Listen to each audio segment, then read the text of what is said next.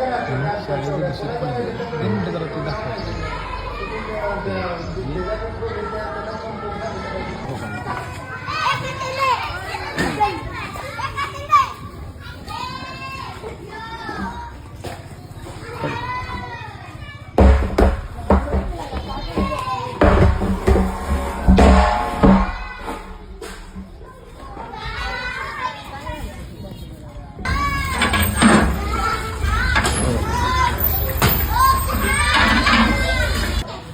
आज गळेवाडी येथे ही प्राथमिक शाळा आहे आणि या प्राथमिक शाळेला विद्यार्थ्यांना पिण्यासाठी हे पाण्याची टाकी आहे.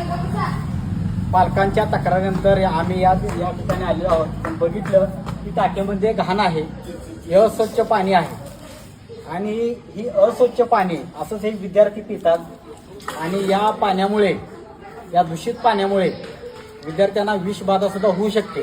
अशा परिस्थितीमध्ये येथील जे शिक्षक आहेत, या शिक्षकाचा हलगर्जीपणा या ठिकाणी आपल्याला आढळून येत आहे.